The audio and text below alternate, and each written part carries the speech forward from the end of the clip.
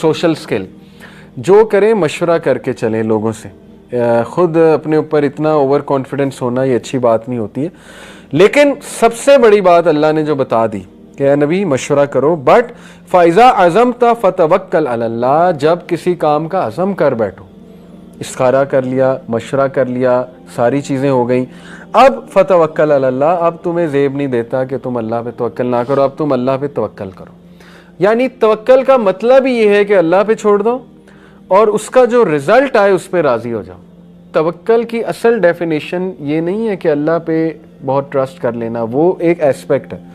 तवक्कल की असल डेफिनेशन है अल्लाह की रज़ा में राज़ी हो जाना। इस चीज़ को तवक्कल कहते हैं। ठीक है, कि मैं बस तवक्कल कर बैठा हूँ अल्लाह की ज़ात पे। इन अल्लाह युहिब्बुल मुतवक्किलीन, बेशक अल्लाह मुतवक्किलीन से मोहब्बत करता है। अब इसमें सारे स्किल हैं। लीनियंसी, एम्पथी है। अगर आप हार्श होते, अगर आप रूड होते, इन्होंने भाग जाना था। ये एम्पथी, अगेन एम्पथी है। सोशल स्किल्स हैं, कम्युनिकेशन है, ठीक है ना। फ़ाफ़ु अन्हुम, इन्हें माफ़ करो, अगेन एम्पथी है। वस्तग़फ़िर लहुम, इनके लिए इस्तग़फ़ार करो, ये लीडरशिप है। इसमें सेल्फ रेगुलेशन भी है।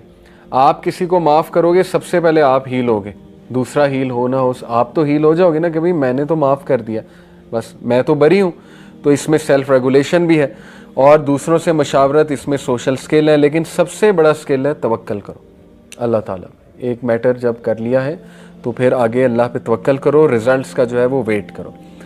एक सहाबी थे अल-अशज बिन अब्दुल कैस, उनको रसूलुल्लाह सल्लल्लाहु अलैहि वसल्लम ने एक बार कहा कि अल-अशज, आप में दो ऐसी खसूसियात हैं जो अल्लाह को बहुत पसंद है।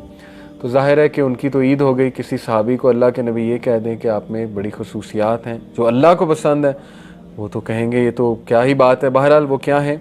फॉरबीरेंस एंड पेशेंस। यहाँ पे फॉरबीरेंस की जगह एक और ट्रांसलेशन भी है, सिलिमेंसी। सिलिमेंसी नरमी को कहते हैं। आप में नरमी है। नरमी जो काम करा सकती, याद रखें, वो सख्ती नहीं करा सकती। ठीक है, नरमी से आप दूसरों के दिल जीत लेते हैं। तो इंसान में नरमी इस लेवल की होनी चाहिए कि अगले आपसे वो नरमी लें, अगले आपकी उस महक से, उस खुशबू से खुद भी नरम हो जाए। जैसे हमारे नबी थे, वैसे तो वो बहुत स्टाउट थे, बहुत एक्टिव थे, लेकिन लोगों के साथ डीलिंग में उनसे नर्म तरीन इंसान आज तक नहीं था। अपनी वाइफ्स के साथ वो कितने नर्म थे, आपने कई वाक़यात सुने होंगे, ठीक है ना। अपनी वाइफ्स के साथ हंसी मजाक भी किया करते थे। इवन डेथ बेड पे जो शख्स ह्यूमर कर रहा है, आप सोचें वो कितना ज़िंदा दिल इंसान होगा। अल्लाह के नबी सल्लल्लाहु अलैहि वसल्लम के बारे में वो पूरा वाक़या शायद आप लोगों ने पढ़ा हो कि अल्लाह के नबी को जब तेज़ बुखार था, हज़रत आयशा उनकी पट्टियाँ कर रही थी। हज़रत आयशा साथ साथ उनको भी सर में दर्द था, बुखार था। हज़रत आयशा ने कहा, ओ my head, O my head, हाय मेरा सर, हाय मेरा सर। अल्लाह के नबी ने उन्हें देखा, कहा कि रादर ओ माई हेड, कहा कि नहीं आयशा, मेरा हाय मेरा सर, यानी जैसे एक जोक में कहते हैं। तो रसूलुल्लाह सल्लल्लाहु अलैहि वसल्लम ने फिर हज़रत आयशा को कहा कि आयशा, अगर आप मुझसे पहले फ़ौत हो जाती तो आपका क्या जाएगा? आपका जनाजा पढ़ाने वाला मैं, आपका गुस्ल देने वाला मैं, तो आप तो खुश होना चाहिए आपको। अब हज़रत आयशा ने आगे से क्या जवाब दिया? उन्होंने कहा कि हाँ हाँ, आप तो चाहते हैं मैं पहले मर जाऊँ ताकि आप अपनी दूसरी बीवियों को ज़्यादा टाइम दें। अब देखें ये कन्वर्सेशन कब हो रही है? डेथ बेड पे। Can you believe it? लोग हिम्मत हार जाते हैं, लोग कड़वे हो जाते हैं, लोग मजाक करना भूल जाते हैं, लोग जो है ह्यूमर करना छोड़ देते हैं, लोग बुझ जाते हैं। ठीक है ना, दुनिया ही लोगों को थका देती है। तो हमारे नबी तो इवन उस हालत में जोक कर रहे हैं अपनी वाइफ के साथ। ये जिंदा दिली की निशानी होती है। तो इसलिए बहादुर बनना चाहिए, ठीक है ना, जिंदा दिल बनना चाहिए और जोक्स वगैरह जो है ये करते रहना चाहिए, ह्यूमर। तो सिलिमेंसी नरमी को कहते हैं और पेशेंस ऑब्वियसली बर्दाश्त को, सब्र को। ये इमोशनल इंटेलिजेंस के बहुत दो इंपॉर्टेंट इंग्रेडिएंट्स हैं। एग्जांपल्स में मैं आपको सबसे बड़ी मिसाल देना चाहूँगा इमोशनल इंटेलिजेंस की। जब एक बद्दू आया और उसने मस्जिद में पेशाब करना शुरू कर दिया, पढ़ा आपने वाकई? तो सहाबा उसको मारने को दौड़े, जो बिल्कुल नेचुरल था, हम भी होते हैं, हम मारने को दौड़ते।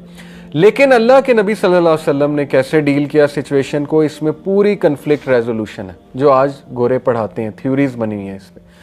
सबसे पहले कहा कि रुक जाओ, लेट हिम फिनिश। अब ये बात सोचें आप कि एक बंदा मस्जिद में पेशाब कर रहा है और कहा जा रहा है कि रुको, इसको ख़त्म करने दो। अजीब बात। फिर कहा इसको साफ करो, इस जगह को। پھر اس بندے کو لے جا کے سمجھایا کہ دیکھو ایسے نہیں کرتے، مسجد صفائی کی جگہ ہے، صاف ستھری جگہ ہے۔ وہ بندہ ایسا اس کو سمجھا کہ اس نے کہا کہ مجھے آپ کی بات سمجھ آئی ہے، یہ لوگ تو مجھے مارنے آ رہے تھے، تو اس نے رسول اللہ صلی اللہ علیہ وسلم کو گلے بھی لگایا غالباً۔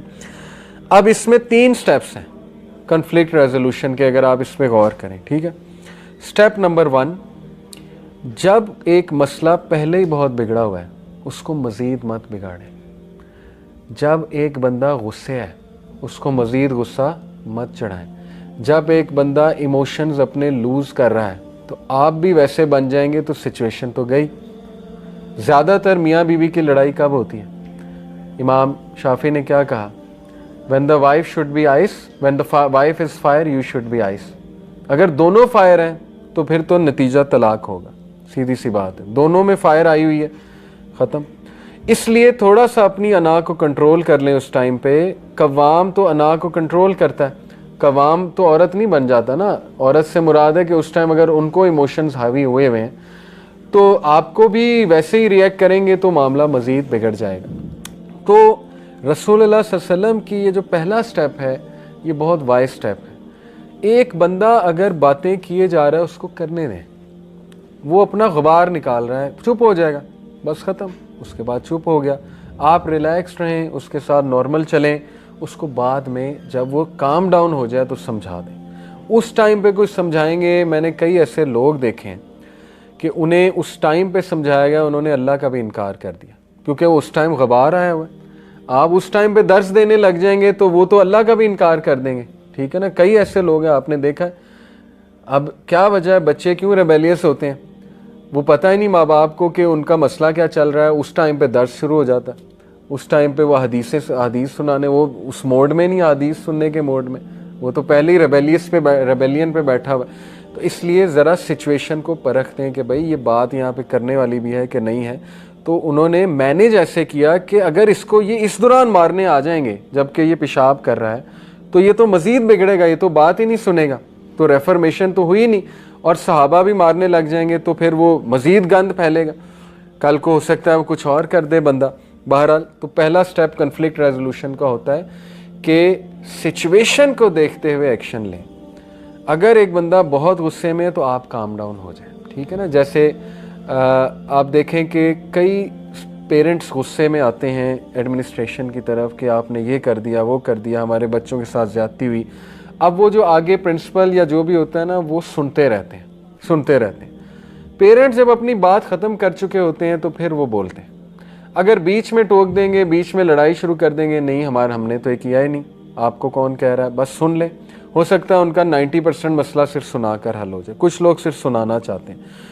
تو ہائی ای آئی والا جو بندہ ہوتا ہے، یہ ایک رول بھی ہمیں سکھایا جاتا تھا ہماری کمپنی میں کہ اینگری کسٹمر کو 24 گھنٹے تک جواب نہیں دینا ای میل پہ یا ایس ایم ایس پہ۔ کیونکہ اگر آپ نے اسی وقت جواب دے دیا تو لڑائی چل جائے گی۔ اور اسی طرح ہوتا ہے واٹس ایپ پہ زیادہ تر لڑائیاں دوستوں میں کب ہوتی ہیں؟